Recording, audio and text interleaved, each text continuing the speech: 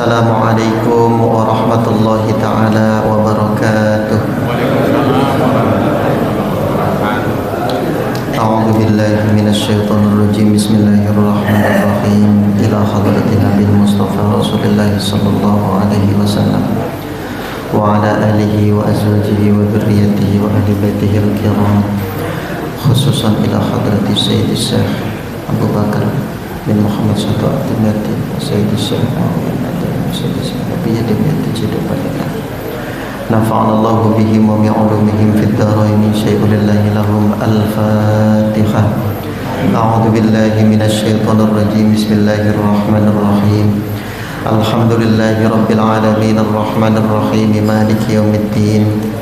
Iyyaka na'budu wa iyyaka nasta'in ihdinas siratal mustaqim siratal ladzina an'amta 'alaihim ghairil maghdubi 'alaihim waladdallin.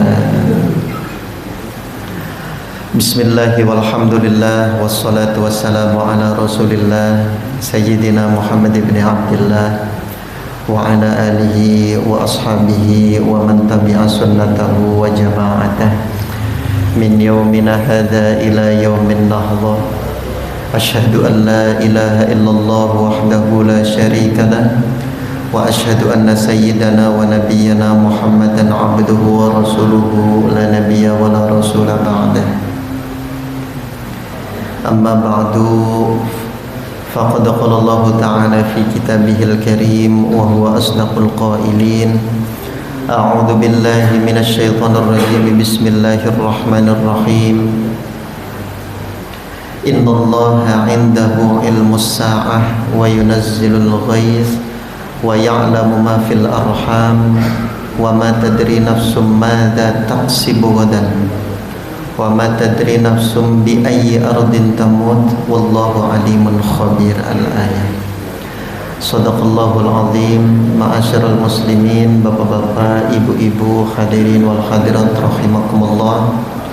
Yang saya hormati, yang saya muliakan bapak, para asatidz, para hujjaj, asatidah, para hujjajah, para tokoh masyarakat, para sepuh bini sepuh, para rekan-rekan sekalian, wabil khusus orang tua kita, Bapak Ketua DKM beserta jajarannya yang tidak bisa disebutkan namanya satu persatu, namun insya Allah tidak mengurangi rasa hormat dan ta'zim saya kepada beliau semua, serta hadirin bapak-bapak, ibu-ibu rahimakumullah. Mudah-mudahan semuanya diberikan kesehatan dan dimuliakan oleh Allah Subhanahu wa taala. Amin ya rabbal alamin.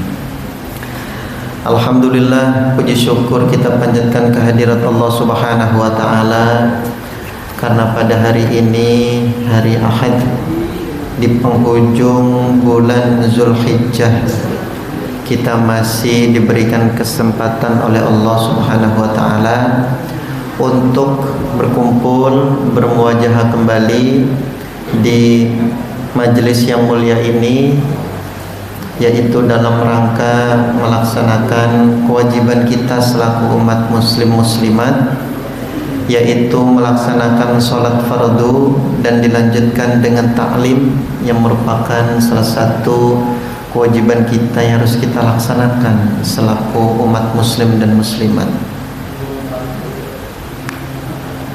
Alhamdulillah, kita dikumpulkan dalam keadaan sehat walafiat, panjang umur bapak-bapak, ibu-ibu.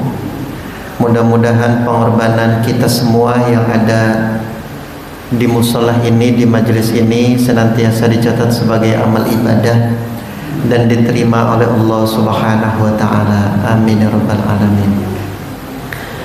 Meskipun kemarin, beberapa minggu yang lalu atau beberapa kesempatan yang lalu, kita telah diramal oleh orang India ya. Tuh, ada ramalan kata orang India kemarin tanggal 29 Juni katanya terjadi hari kiamat begitu. Dengar ya Pak ya. 29 Juni kemarin hari Sabtu itu katanya terjadi hari kiamat gitu. Kayak tahun 2012 tahun lalu itu terjadi kiamat katanya, sampai dibikin film kiamat tuh. Masya Allah. Nah biasanya ajaibnya begitu ya, orang yang habis ngeramal kiamat itu nggak lama lagi meninggal dunia biasanya gitu. Biasanya begitu, orang yang habis ngeramal, oh besok kiamat, tanggal sekian kiamat, biasanya nggak lama lagi meninggal dunia, begitu biasanya itu. Yang udah-udah juga begitu. Karena memang kiamat mah nggak ada yang tahu kecuali Allah Subhanahu wa Ta'ala. Kiamat mah nggak ada yang tahu. Hatta Nabi Muhammad itu pun tidak menyebutkan secara spesifik. Hanya ketika ditanya Nabi Muhammad kapan terjadi kiamat, Nabi hanya menjawab hari Jumat katanya gitu. Nah tanggal 29 Juni kemarin mah saya lihat-lihat itu hari Sabtu. Nah itu udah menyalahi kaidah hadis juga ya. Nah sekali lagi, perkara-perkara hari akhir atau hari kiamat itu memang ya urusannya Allah. Sebagaimana firman Allah yang dibacakan tadi, innallaha indahu ilmus sa'ah. Sesungguhnya perkara kiamat itu ya hanya urusan Allah Subhanahu wa Ta'ala. Gak ada yang mengetahui satu orang pun. Innallaha indahu ilmus sa'ah wa yunazzilul ghaiz. Dan Allah lah yang hanya bisa menurunkan air dan memunculkan air dari permukaan bumi. Sehebat apapun orangnya, sehebat apapun manusianya, maka dalam hal ini dia tidak akan mampu untuk menciptakan satu tetes air pun, sehebat apapun orangnya. Pada kemarau panjang di satu kampung, di satu desa, di satu kota, dia bermaksud untuk menurunkan air, tidak akan bisa kalau bukan karena kehendak Allah Subhanahu wa Ta'ala. Apa mau dibilang karena kita ciptakan air dari uap? Uap itu kan ya sama saja ciptaannya Allah, begitu. Nggak mungkin tanpa Allah itu. Wa yunazzilul ghaiz wa ya'lamu ma fil arham. Dan Allah yang mengetahui permasalahan-permasalahan atau perkara-perkara yang ada di dalam rahim tuh. Dikasih anak, tidak dikasih anak, itu mah urusan Allah, di luar kemampuan manusia normal pada umumnya. Tidak ada yang mampu mengetahui masalah-masalah rahim kecuali Allah Subhanahu wa Ta'ala. Ini mah dia merasa paling diuji oleh Allah, merasa ujiannya paling besar di alam dunia ini gitu. Hanya karena baru menikah 1 tahun, 2 tahun, 3 tahun, 4 tahun, 5 tahun belum dikasih momongan. Baru pernikahan 1 tahun, 2 tahun sampai 5 tahun belum dikasih momongan, itu merasa ujiannya paling gede di alam dunia ini. Betul ya Pak ya? Iya. Merasa frustasi, merasa ujiannya itu paling besar. Merasa kita aja yang diuji sama Allah. Padahal kalau kita lihat sejarah dulu itu ada seorang manusia yang menikah selama 86 tahun belum dikasih anak, bapak-bapak, ibu-ibu. 86 tahun belum dikasih anak, belum dikasih momongan, belum dikasih izin sama Allah untuk pegang momongan. 86 tahun, nikahnya juga 2 kali. Nikahnya juga 2 kali. Nikah sama istri pertama pengen punya anak, nggak dikasih anak. Akhirnya kata istri pertamanya, silakan, katanya begitu. Kalau mau nikah lagi disilahkan. Akhirnya nikah lagi. Nikah 2 kali. Nggak dikasih anak sampai nunggu 86 tahun. Sabar dia berdoa, berusaha setiap hari ingin memiliki seorang anak. Setelah 86 tahun menunggu, akhirnya diberikan atau diizinkan memiliki seorang anak yang bernama Ismail alaihissalam. Tuh, ternyata itu ujian Nabi Ibrahim adalah ujian yang dialami oleh Ibrahim, merupakan ujian yang tidak atau di luar kapasitas manusia normal pada umumnya. Ujian yang dialami Ibrahim itu adalah ujian yang di luar kapasitas manusia normal pada umumnya. Kita diuji paling 5 tahun, 10 tahun, nggak punya anak. Ibrahim 86 tahun, Masya Allah, sabar. Nah itu wa ya'lamu ma fil arham. Tuh, ya'lamu ma fil arham. Allah lah yang mengetahui rahasia-rahasia di balik rahim-rahim. Wa ma tadri nafsum madza taksibu ghadan. Dan tidak ada satu jiwa pun yang mengetahui nasib apa yang akan kita alami di keesokan hari. Wa ma tadri nafsum madza taksibu ghadan. Dan kita tidak, satu jiwa manapun tidak akan mengetahui pasti apa yang akan kita lakukan besok, apa yang akan kita alami besok. Bisa aja kita ya kumpul-kumpul sekarang, besok mah udah nggak ada di alam dunia begitu. Bisa aja kita kumpul-kumpul sekarang, pulang ke rumah udah nggak ada di alam dunia. Tuh, wa ma tadri nafsum madza taksibu ghadan. Tidak ada yang mengetahui pasti tuh besok kita akan mengalami kejadian apa. Udah di schedule hari Ahad kajian Fathul Amam, kata Pak Ustadz Anjar, udah di schedule. Kalau kata Allahnya enggak dulu, jangan dulu. Dikasih hujan, dikasih halangan-halangan. Begitulah kita berkumpul-kumpul di sini nih karena rahmatnya Allah Subhanahu wa ta'ala. Ma tadri nafsum madza taksibu ghadan. Wa ma tadri nafsum bi ayyi ardin tamut. Dan tidak ada satu jiwa manapun orangnya yang mengetahui dia akan di bumi mana dia akan diwafatkan oleh Allah. Banyak orang yang pergi haji kemarin, dia mengira hajinya selesai, pulang ke tanah air dengan selamat. Ternyata di Baitullah lah dia diwafatkan oleh Allah Subhanahu wa ta'ala. Tuh, jadi nggak ada yang menyangka di bumi mana kita akan diwafatkan oleh Allah Subhanahu wa ta'ala. Bisa jadi di dekat keluarga kita, bisa jadi jauh dari keluarga, bisa jadi di tengah jalan, bisa jadi di rumah sakit, bisa jadi di kamar, bisa jadi di laut, bisa aja di udara. Tuh. La tadri nafsum bi ayyi ardin tamut. Tidak ada yang mengetahui dia di bumi mana akan diwafatkan. Oleh karena itu setiap salat bagusnya itu memohon atau berdoa kepada Allah Subhanahu wa ta'ala untuk diwafatkanlah kita semua ini dalam keadaan husnul khotimah dimanapun kita diwafatkan oleh Allah Subhanahu wa ta'ala.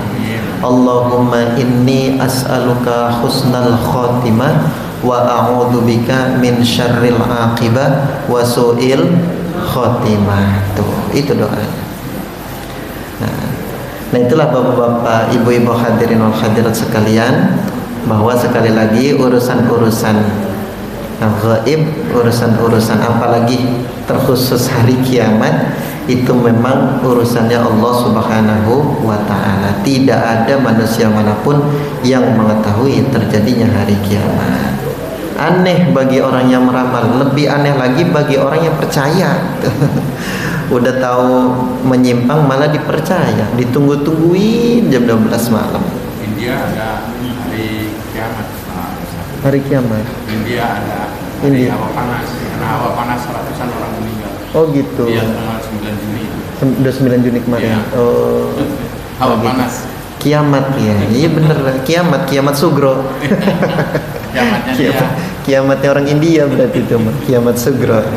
Bener berarti kiamat sugro tapi bukan kiamat kubra. Masya Allah. Nah, mudah-mudahan kita semua dirahmati oleh Allah Subhanahu wa ta'ala.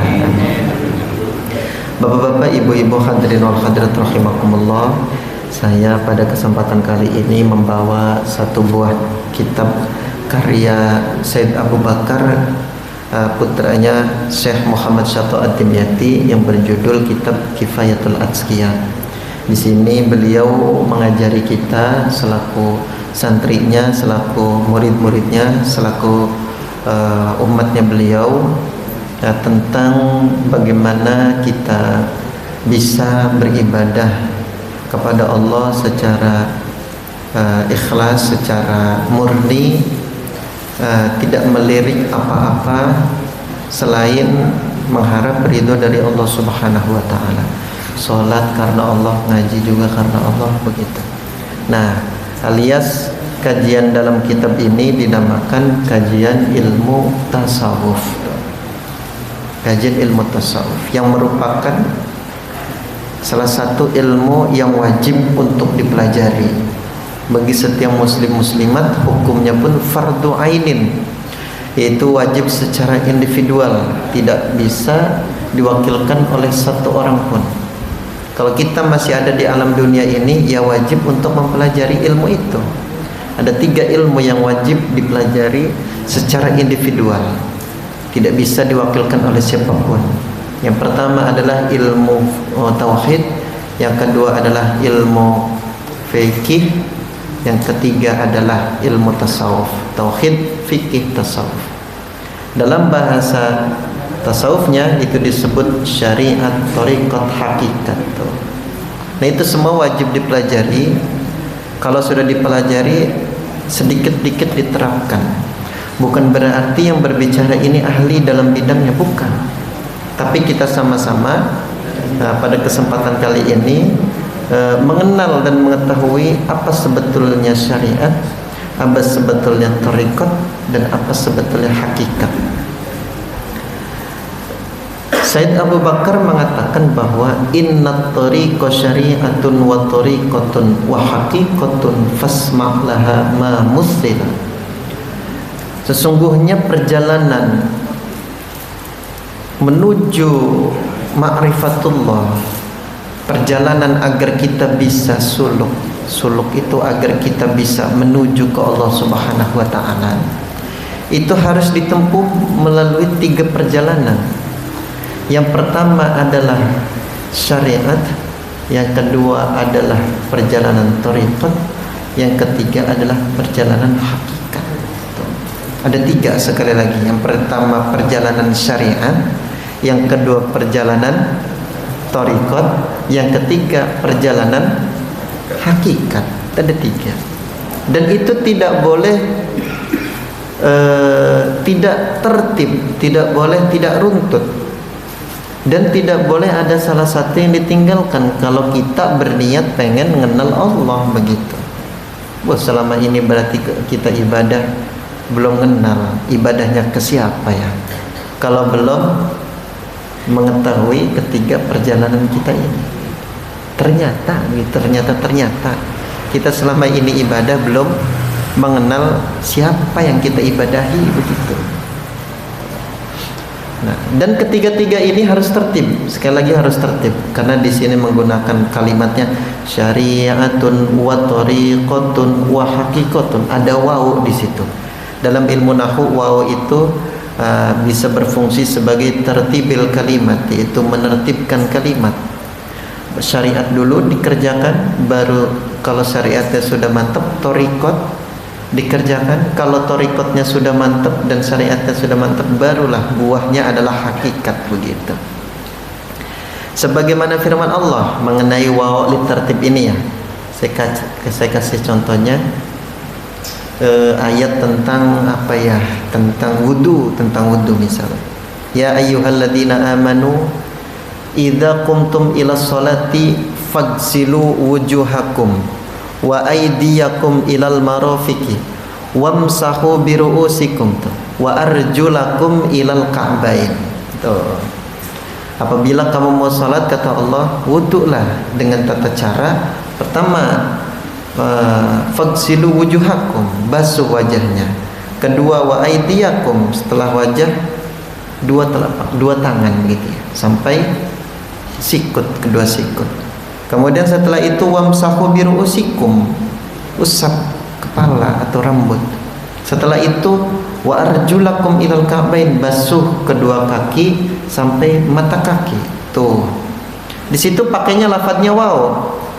Faghsilu wujuhakum wa aydiyakum ilal marafiqi wa sahu biru'usikum, tuh ya. Pakai waw. Nah, itu waw fungsinya tertibil kalimat, begitu. menertibkan kalimat. Tidak boleh berarti dilaksanakan ketika wudhu itu kaki dulu, baru tangan, habis itu kepala atau rambut, habis itu muka. Nggak bisa. Makanya di fikih-fikih itu, meskipun di Al-Quran tidak disebutkan rukun wudhu itu adalah tartib, tapi di fikih-fikih di kitab manapun itu, tartib itu menjadi salah satu fardunya wudhu. Hal-hal yang harus dilakukan ketika berwudhu: niat, basuh muka, basuh tangan, mengusap kepala, membasuh kedua kaki. Keenam tartib. Di Al-Quran mah nggak ada, tapi di kitab-kitab fikih manapun itu pasti ada lafaz tartib. Ini menunjukkan bahwa disitulah hal yang harus dilakukan oleh seorang yang akan melaksanakan wudhu, dan tidak boleh satupun yang ditinggalkan. Nah, begitupun dengan kalimat yang disampaikan oleh Said Abi Bakar ini. Kalau kamu ingin menuju atau mengenal Allah Subhanahu wa taala, pertama harus dilakukan mempelajari ilmu syariat agamanya Allah, begitu. Dalam hal ini syariat itu ya maksudnya ilmu fikih lah, begitu, tata cara, teori-teori. Kita mengetahui tata cara sholat, mengetahui tata cara ibadah puasa, mengetahui tata caranya wudhu, mengetahui tata cara berhaji dan sebagainya, macam-macam ibadah. Setelah syariat itu sudah mantap, ibadahnya sudah bagus, thariqat tuh naik ke thariqat gitu ya. Setelah thariqat ya hakikat, begitu. Sehingga kata Said Abi Bakar, ketiga jalan ini itu diterapkan dan harus dipelajari dalam rangka ri'ayat taqwa wajtinabal hawa. Semuanya itu dalam rangka memperoleh nilai-nilai ketakwaan kita kepada Allah dan ijtinabil hawa, menjauhi hawa nafsu. Dalam rangka itu sebetulnya. Karena sulit ya meninggalkan hawa nafsu itu ya, sulit sekali Pak. Jangan menyangka bahwa yang berbicara juga nggak punya hawa nafsu. Nggak punya sebenarnya. Lihat mobil bagus tuh kayak di depan tuh, punya nafsu. Saya juga, bagus ya mobilnya, nafsu kan itu ya. Itu nafsu namanya. Apalagi ada cewek cantik, waduh, kiu katanya begitu. Kiu katanya. Wah, digoda-goda cewek, punya nafsu juga sama. Masya Allah. Nah, itu dalam rangka ketiga jalan ini ya untuk memperoleh nilai takwa dan menjauhi hawa nafsu. Saya kasih cerita dulu, ada yang namanya sahabat Nabi Sayyidina Ali bin Abi Thalib karramallahu wajhah. Dulu akan dilaksanakan perang Khandaq namanya. Perang Khandaq. Salah satu dari panglima kafir Quraisy, kaum musyrikin, itu menantang pasukan muslimin dengan mengatakan, sebelum dimulai perang saya mau duel dulu sama panglima perangnya kaum muslimin.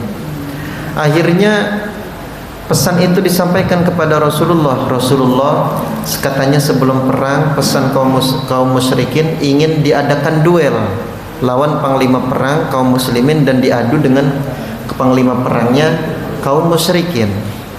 Akhirnya kata Nabi Muhammad, oh kalau gitu baik, diterima tantangannya, kata Nabi Muhammad. Karena ditantang, diterima tantangannya. Akhirnya Nabi nanya, siapa yang mau ngelawan panglima kaum musyrikin? Di situ ada para sahabat-sahabat yang lain, ada Abu Bakar, ada Sayyidina Utsman, Sayyidina Umar, Sayyidina Ali dan sebagainya. Akhirnya ketika ditanya oleh Nabi, yang jawab cuma Sayyidina Ali, saya ya Rasul. Karena emang panglima perang dari kaum musyrikin ini serem gitu ya, udah terkenal jagonya, jawara gitu. Sayyidina Ali jawab, saya Rasul, umurnya waktu itu masih muda, kira-kira saya lah. Kira-kira saya lah. Panglima perang kaum musyrikinnya contohnya kayak Pak Wawan lah. Jadi saya lawan Pak Wawan gitu. Kata Sayyidina Ali, saya Rasul. Ditanya lagi sama Nabi, siapa yang siap lawan panglima kaum musyrikin? Saya ya Rasul. Ditanya 3 kali oleh Rasulullah, siapa yang siap? Sayyidina Umar diam aja, yang jawab Sayyidina Ali. Saya ya Rasul. Padahal kan Sayyidina Umar kan jawara ya. Tadinya pengen ngebunuh Nabi, tapi nggak jawab pada waktu itu. Yang bilang siap justru yang masih muda, yaitu Sayyidina Ali bin Abi Thalib. Masih muda pada waktu itu, menggebu-gebu ingin melawan panglima perang kaum musyrikin. Akhirnya terjadilah peperangan itu dan perduelan itu. Duel lah Sayyidina Ali dengan kaum musyrikin, panglimanya. Pas duel biasa berantem, bertarung mereka. Akhirnya satu kesempatan pedangnya Sayyidina Ali kena lengannya panglima musyrikin tersebut. Akhirnya tersungkur tuh panglima musyrikin, saya lupa persis namanya. Akhirnya tersungkur dia, ditonjokin sama Sayyidina Ali, tonjokin sampai lemah lah begitu. Sampai akhirnya Sayyidina Ali karena sudah tidak berdaya si panglima kaum musyrikin itu. Akhirnya karena sudah tidak berdaya, Sayyidina Ali bermaksud ingin membunuh orang tersebut, kaum musyrikin tersebut. Dia keluarin pedang, mau ditusuk pedangnya, sedikit lagi kena dadanya.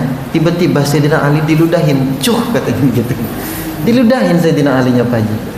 Diludahin, cuih katanya begitu. Pas diludahin Sayyidina Ali diem, nggak jadi nusuk.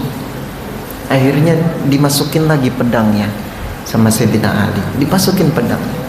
Sayyidina Ali lepas, balik ke Rasulullah SAW dan para sahabat. Ditanya sama Sayyidina Umar, Ali, kenapa engkau tidak bunuh padahal udah nggak berdaya tuh orang? Nggak, katanya. Orang saya diludahin, kata Sayyidina Ali. Loh, ya kalau diludahin harusnya kamu marah lah, kamu bunuh aja tuh orang, kata Sayyidina Umar. Kata Sayyidina Ali, nggak bisa begitu wahai Sayyidina Umar. Karena kalau aku membunuh dalam keadaan aku diludah, aku membunuh karena emosi, karena hawa nafsu, bukan karena Allah Subhanahu wa ta'ala. Tuh jawabannya Sayyidina Ali. Masya Allah. Sekelas Sayyidina Ali, pedang udah di depan dadanya, tinggal ditusuk aja. Itu nggak jadi karena gara-gara diludahin. Sayyidina Ali khawatir kalau pembunuhan itu didasari dengan hawa nafsu, bukan karena Allah Subhanahu wa ta'ala. Masya Allah. Sayyidina Ali. Lah itu Sayyidina Ali lah, kita inilah mau ngebunuh orang, kalau kita diludahin ya bukan kabur, kita malah samperin ke orang. Lu henjak lu samperin, digebugin di situ. Lah kita kan itu, kita begitu mah. Sayyidina Ali beda, jawabannya begitu. Saya nggak mau mukul itu orang, saya nggak mau bunuh orang itu karena saya diludahin. Khawatir pembunuhan itu didasari dengan hawa nafsu, bukan karena Allah Subhanahu wa ta'ala. Tuh, itu kebersihan hati Sayyidina Ali. Karena hakikatnya sudah bagus, sudah mantap. Itu diajari tentunya oleh Rasulullah SAW yang merupakan uswatun hasanah bagi Sayyidina Ali bin Abi Thalib karramallahu wajhah. Nah itulah bapak-bapak, maksudnya kata Said Abu Bakar, semua itu perjalanan syariat tarekat hakikat itu dalam rangka untuk riayat taqwa wajtinabal hawa, memperoleh nilai-nilai takwa kita kepada Allah dan menjauhi hawa nafsu. Karena memang tujuan pelajaran ilmu tasawuf itu adalah bertujuan untuk membersihkan jiwa dan membersihkan hati. Dalam bahasa Arabnya disebut tazkiyatun nafsi wa tazkiyatul aqli. Bukan bahasa Suryani, bukan, tapi bahasa Arab. Kalau bahasa Suryani itu biasa disebut sama Mama Gufran, wa maqali rahmatan fi ma Allah, katanya begitu ya, viral itu. Tapi yang saya heran dan yang masih saya pertanyakan ini begini, itu punya keistimewaan apa ya? Saya malah berpikir begitu, bukan malah mencela ya. Saya berpikir, wah ini punya keistimewaan apa orang ini sampai sekontroversial itu, tapi banyak pengikutnya begitu Pak Haji. Banyak pengikutnya. Pengikutnya juga bukan hanya orang-orang yang awam ya, orang-orang alim juga ada pengikutnya memagufran itu. Jom. Lain di sini kalau kita ngajit tasawuf bukan ranahnya kita untuk menghakimi begitu. Selama dia tidak menyimpang dari syariat agama Islam, dia tidak bukan ranahnya kita lah untuk menghakimi orang itu ahli neraka, orang itu sesat dan menyesatkan. Tidak, bukan ranahnya kita. Selama tidak menyimpang syariat agama Islam, sholatnya masih takbir kok gitu, bukan ranahnya kita. Itu mah hanya barangkali kitanya aja mungkin yang tidak mengerti bahasanya gitu. Atau mungkin ya Allah saja yang tahu apakah dia itu memang waliullah begitu, atau memang orang yang kurang orang ODGJ begitu. Itu mah urusan Allah, bukan kita selaku manusia biasa yang mampu menghakimi orang lain. Nah, di tengah-tengah kontroversial itu, ya saya hanya bertanya sebetulnya punya keistimewaan apa ini orang sampai banyak yang mengikuti, bahkan orang-orang alim juga sebagai pengikutnya begitu. Itu belum ketemu jawabannya. Yang pasti hati kita terhindar, belajar sama-sama untuk terhindar daripada sifat suudzon, berburuk sangka kepada orang lain yang sama sekali tidak menyakiti kita begitu. Itu kan pengaruh media sosial, banyak komenan-komenan ya. Di TikTok, di Instagram, di YouTube itu kan banyak komen-komen, wah ini mau sesat, ini menyesatkan. Kalau saya pribadi ya cuek-cuek aja, saya baca-baca aja, nggak saya tanggapin dalam hati. Karena punya prinsip, ya manusia itu harus punya prinsip. Kalau satu prinsip nggak boleh suudzon sama orang lain, selamanya jangan suudzon sama orang lain, begitu. Itu poinnya. Nah, begitulah. Jadi ijtinabil hawa itu termasuk diantara hawa nafsu. Kalau kita kepancing ya berarti kena hawa nafsunya. Ijtinabil hawa, perjauhilah hawa nafsu. Sehingga kata Sayyid Abi Bakar, wa'lam rahimakallahu annahu la budda li salikin tariqal akhirah milal jam'i baina hadhihi salasah wa adami ta'tili li syai'in minha wa dzalika li anna al-haqiqata bila syari'atin batilatun wasyari'atu bila haqiqatin atilatun. Kenapa kok ketiga-tiganya harus dilakukan?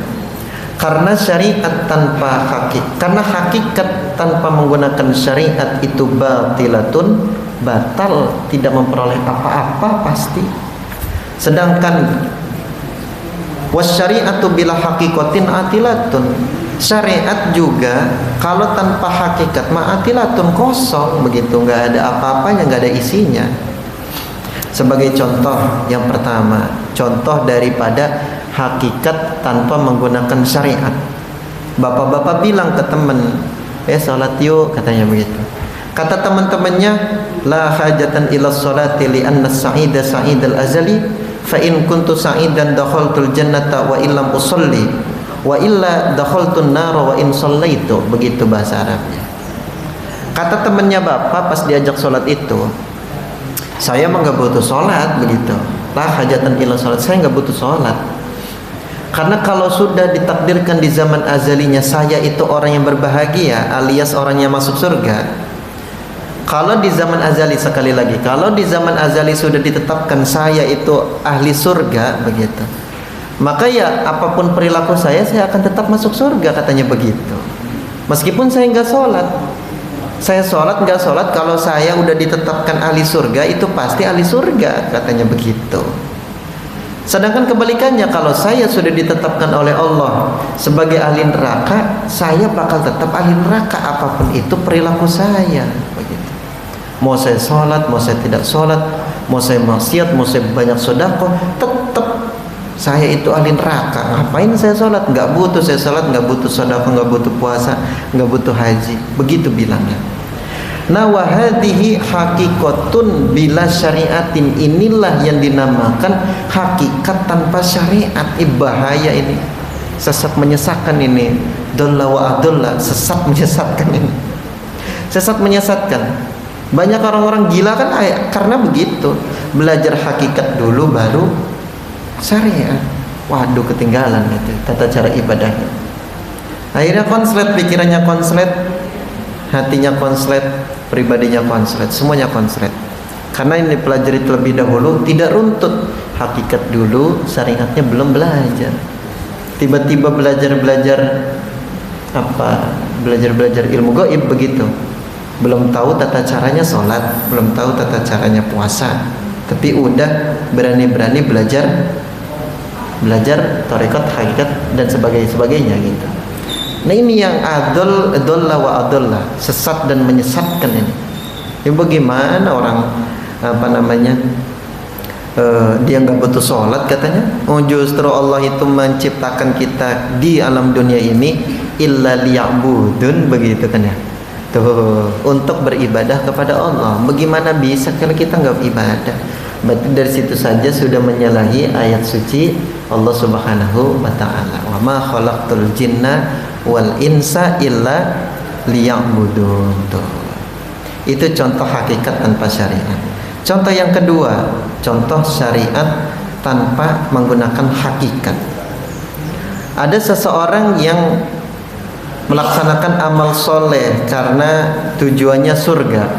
Ya kita semua tidak munafik lah ya. Semuanya kita amal soleh, kita sholat, kita ngaji pada pagi hari ini. Tujuannya satu, pengen masuk ke dalam surga, pengen ngelihat Allah nantinya, pengen duduk bareng-bareng sama Nabi Muhammad. Tuh semua orang pasti amalnya itu pengen masuk ke dalam surga. Tapi apabila seseorang itu mengatakan laula amali lamma dakhaltul jannata, kalau bukan karena amal soleh saya tidak akan masuk surga. Tuh, kalau bukan karena amal soleh saya tidak akan masuk surga. Berarti saya masuk surga ini karena amal soleh saya. Tuh.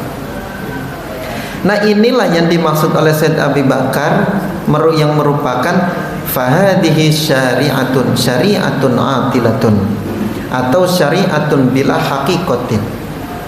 Syariat tanpa dibarengi dengan hakikat. Jadi dia merasa bahwa dia masuk surga itu karena amalnya, bukan karena fadlnya Allah. Padahal li'anna dukhulal jannati bifadlillah lil hadis syarif.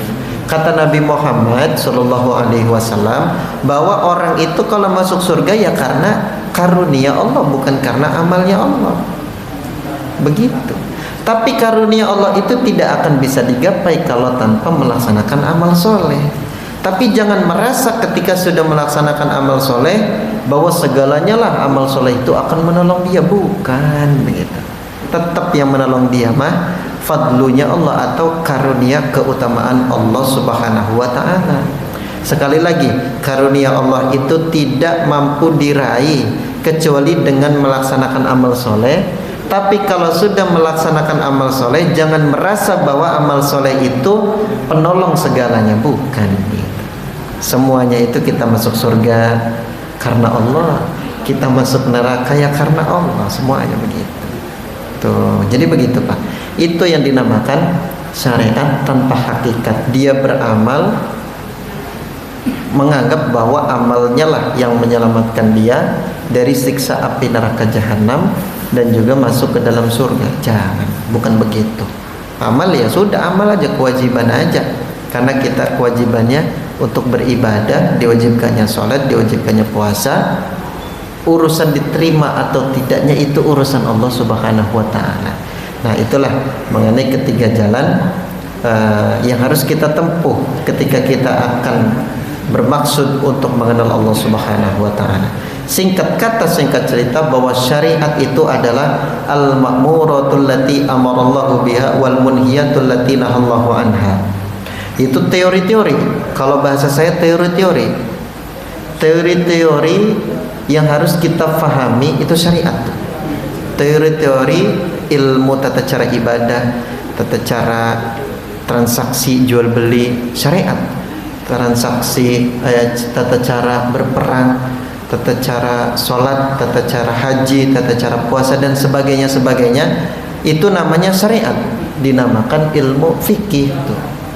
Syariat itu tata cara agar kita mengetahui atau teori-teori ilmu yang dimana teori ilmu itu kita bisa mengetahui apa saja amarallahu biha, perintah Allah Subhanahu wa taala, dan wal munhiyatul lati nahallahu anhu, larangan-larangan Allah Subhanahu wa taala. Jadi kita bisa mengetahui mana yang haram, mana yang halal, mana yang wajib, mana yang tidak wajib, mana yang sunnah, mana yang makruh dan sebagainya. Kalau kita itu semua tahu, itu dinamakan ilmu syariat. Kalau tarekat itu adalah al-jaryu ala dalika wal amalu bihi, pengaplikasian dari teori yang kita ketahui dari ilmu syariat itu.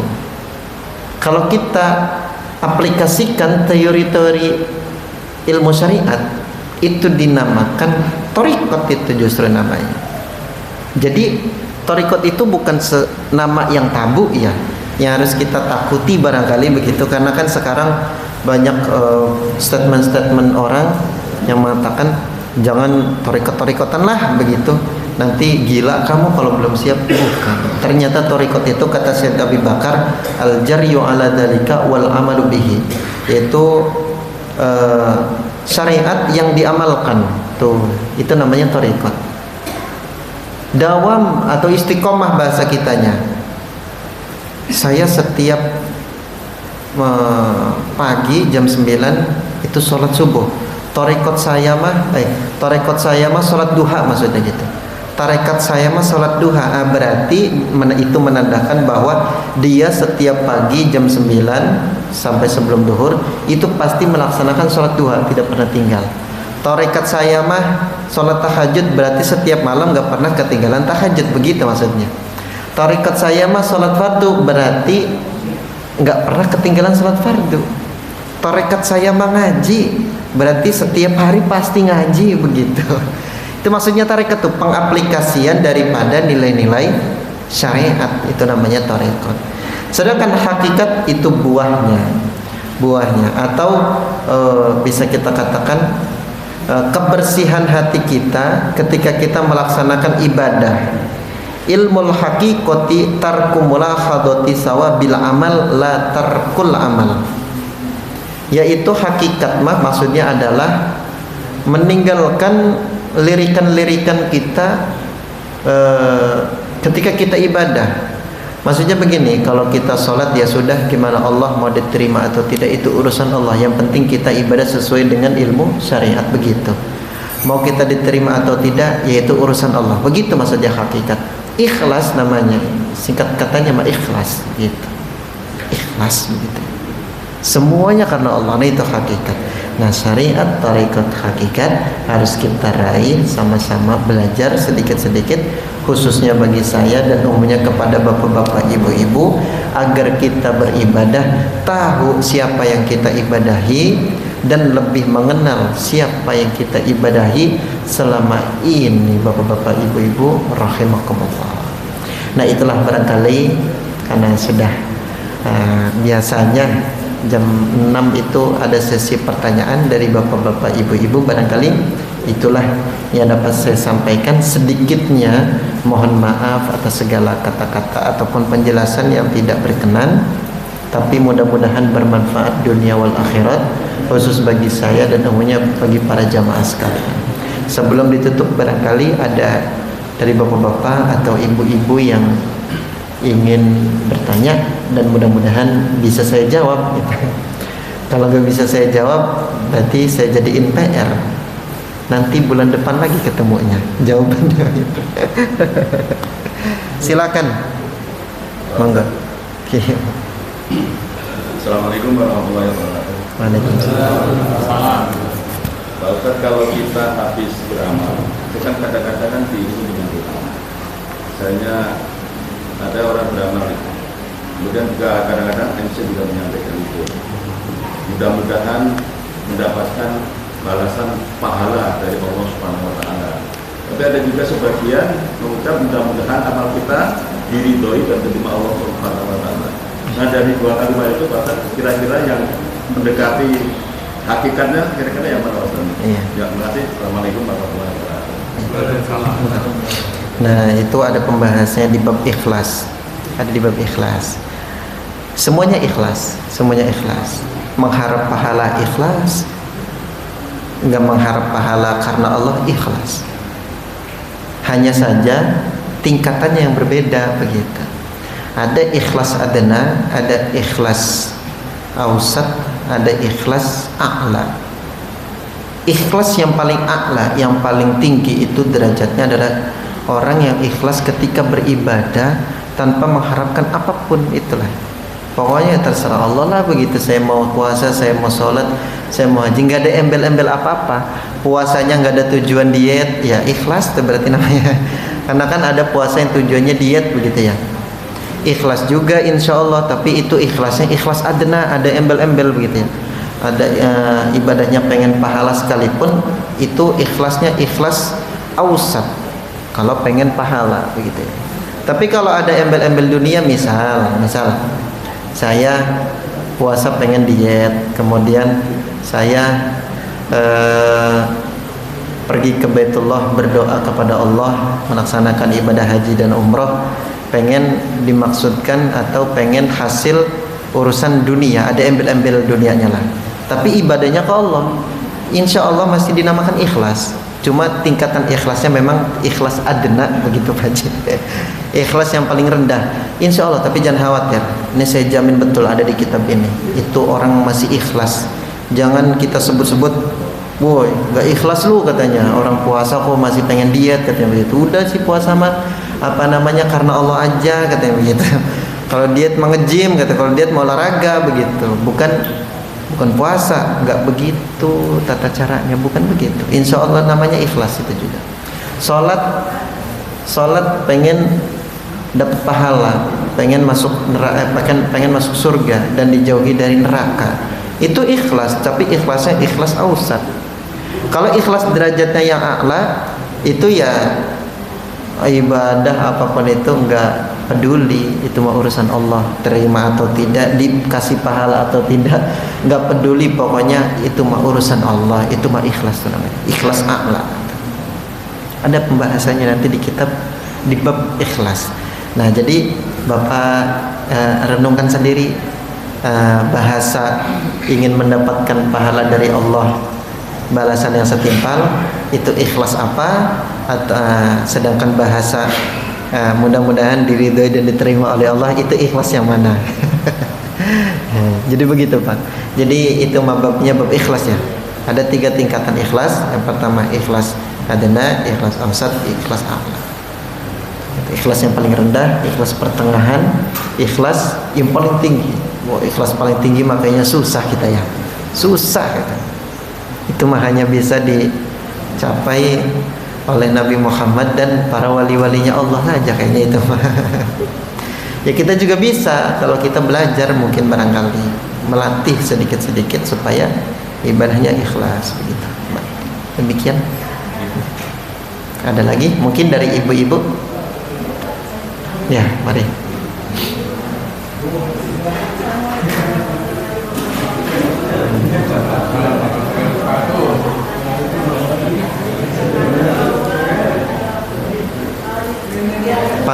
Pakai mikrofon aja.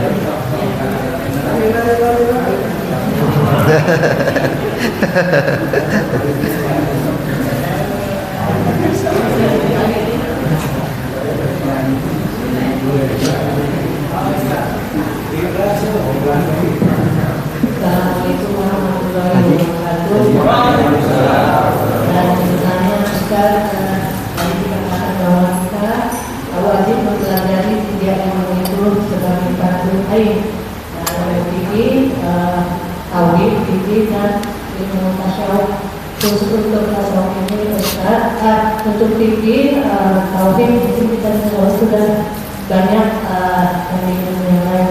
Untuk ilmu tasawuf ini kita belajarnya di mana Ustaz? Karena ini memang masih jalan yang kita tahu. Dan apakah boleh kita berguru atau belajar ilmu tasawuf ini lebih dari 1 musim? Dan untuk apakah ada untuk belajar tasawuf ini, ilmu tasawuf ini, apakah ada ibu-ibu yang khusus memberikan ilmu tasawuf ini, dan kemana sebagai seorang ibu dan kemana kita harus belajar ilmu tasawuf? Terima kasih Ustaz. Assalamualaikum warahmatullahi wabarakatuh. Waalaikumsalam. Belajar ilmu tasawuf apakah boleh lebih dari satu guru? Boleh banget, boleh sekali. Maksudnya Ustaz, apakah hanya untuk satu musik saja? Apakah boleh dari satu lebih dari satu orang musik itu Ustaz? Oh gitu. Boleh, boleh Bu. Siapapun gurunya, karena ilmu tasawuf itu bukan ilmu yang tabu. Kayak belajar ilmu fikih aja, kayak belajar ilmu fikih, ilmu tauhid boleh dari beberapa guru. Yang penting ajaran dan akidahnya sama gitu. Akidahnya akidah Ahlussunnah wal Jamaah begitu. Nah, karena ilmu tasawuf itu pelajaran ilmu akhlak sebetulnya. Tasawuf itu bahasa Arab sebetulnya. Agar hati kita murni. Ya kalau murni bahasa kitanya itu kan ya akhlaknya akhlak bagus gitu. Tapi memang tasawuf itu lebih dalam daripada ilmu akhlak pembahasannya, lebih dalam daripada ilmu akhlak. Saya kasih contoh begini. Misal bapak-bapak atau ibu-ibu ada tamu datang ke rumah jam 11 malam. Jam 11 malam. Ternyata yang datang ke rumah itu yang jam 11 malam itu adalah kawan lama. Oh, kita senang. Tapi satu sisi kita ada nggak sukanya. Kenapa harus jam 11 malam bertamunya? Itu kan mengganggu orang tidur begitu kan. Kan begitu ya hati kita ya, pikiran kita. Satu sisi senang, satu sisi nggak senang. Senang ketemu kawan lama, satu sisi nggak senang. Kenapa harus jam 11 malam ganggu waktu saya tidur begitu. Akhirnya karena dia sudah berkawan baik dengan orang tersebut, dia suguhin teh, dia suguhin minuman, dia suguhin makanan. Tapi satu sisi hatinya tetap bilang ini agak ganggu sebetulnya jam 11 malam. Agak ada rasa-rasa gak sukanya lah begitu. Nah, rasa-rasa gak suka itu berarti bapak-bapak ibu-ibu belum bertasawuf tuh begitu. Akhlaknya mah sudah bagus, disuguhin, diterima ya kan? Akhlaknya mah bagus, udah diterima tamunya, kawannya, disuguhin minum, disediakan makanan. Akhlaknya mah bagus, tapi belum bertasawuf, belum bersih hatinya begitu maksudnya. Karena tasawuf itu tujuannya adalah tazkiyatul qalbi wa tazkiyatun nafsi yang tadi dibilang, yang dikatakan oleh Sayyid Abu Bakar, yaitu tujuannya untuk membersihkan jiwa dan membersihkan hati. Jadi kalau sudah mau menerima ya sudah terima dengan sepenuh hati tanpa ada rasa kecewa sedikit pun di dalam hati begitu ya. Begitupun ya itu ya ilmu akhlak, ilmu tasawuf. Ilmu tasawuf lebih dalam daripada akhlak begitu. Jadi kebersihan hati kita itu diuji di situ. Nerima tapi hati kitanya gondok kan nggak enak ya. Kitanya nggak ikhlas menyediakan makanan dan minumannya itu, nerimanya tuh agak-agak nggak ikhlas. Karena hatinya belum bersih begitu. Tuh, begitu. Jadi jawabannya insya Allah boleh Bu ya. Belajar ilmu tasawuf dari beberapa mursyid. Hanya saja mungkin nanti kalau sudah lebih mendalami namanya thariqat ya, ada namanya thariqat Syadziliyah, thariqat Naqsabandiyah, itu mah harus dibaiat, itu mah harus dibaiat oleh mursyidnya begitu. Ditalqin, diajari langsung oleh mursyidnya yang bagus gitu, mursyidnya jangan asal-asalan. Karena inilah yang menjadi orang itu anti tasawuf. Karena orang-orang Wahabi itu anti tasawuf. Kenapa? Alasannya karena yang tasawuf itu bikin orang konslet. Padahal mah enggak, bukan begitu. Yang bikin konslet itu dia cari gurunya pas bertorikot. Itu ya asal-asalan. Banyak teman saya juga memang begitu. Gurunya tuh ya asal-asalan, asal nemu guru, dikasih wiridan ini, didawamkan, diistiqomahi wiridannya, nggak lama lagi jadi konslet. Akhirnya yang jadi kambing hitam namanya kotor ya ilmu tasawufnya. Padahal mah ajaran gurunya itu yang nggak jelas itu sanadnya. Maka kalau cari guru harus sanadnya jelas, klisik gitu. Kalau mau bertorikat ya, mau wirid. Jadi kalau untuk sekedar mempelajari ilmu dasar ilmu tasawuf agar hati kita bersih, Nah itu mah siapapun boleh dijadikan sebagai guru, yang penting akidahnya sama, yaitu akidah ahli sunnah wal jamaah. Begitu ibu ya. Ada lagi ibu atau bapak-bapak? Jelas ya bu? Saya mau bertanya kepada ibu, apa ada yang kurang? Berhubung waktu memang sudah habis, tapi ada satu PR nih Pak Ustadz. Jadwal Pak Ustadz di minggu kelima itu jatuh di bulan September tanggal 29 Pak Ustadz. Minggu kelima. Mohon, karena kalau sekarang pasti panjang lah dibahasnya, supaya jamaah musola itu bisa meruntut mengenai ilmu tasawufnya, karena di dalam torikohnya itu kan banyak sekali torikoh laksamannya, torikoh sajli, torikoh sakaria, dan torikoh lain itu kan itu lakunya gitu. Ya intinya mah hakikatnya kan sifat 20, Nah, mustahil 20, dan juga apoinnya 1 kan kesifat Allah itu kan wujud ujungnya hakikatnya. Mohon Pak Ustadz di pertemuan berikutnya nanti September kasihkah kami clue-cluenya supaya tidak sembarangan mempelajari tasawuf, walaupun memang Pak Dr. Hamka pun juga kan ilmu tasawuf modernnya cukup diaplikasi ya di kita, tetapi ada rekomendasi lain. Nah tolong dikasih kami lah, jangan sampai kami serampangan gitu mempelajari ilmu tasawuf dan tidak jadi konslet gitu. Sekian, terima kasih. Wassalamualaikum. Waalaikumsalam. Ya, insya Allah di pertemuan yang akan datang kita akan sama-sama mempelajari ilmu tasawuf, barangkali begitu. Sekali lagi jangan salah paham, ilmu tasawuf bukan ilmu tauhid, bukan juga ilmu torikot wiridan, itu bukan. Karena saya juga sejujurnya belum mendalami wiridan torikot itu, belum mendalami. Hanya sebatas zahir tasawuf saja Pak Haji. Tuh, hanya sebatas zahir tasawuf, apa itu ikhlas, apa itu tawakal, apa itu zuhud, apa itu qanaah dan sebagainya begitu.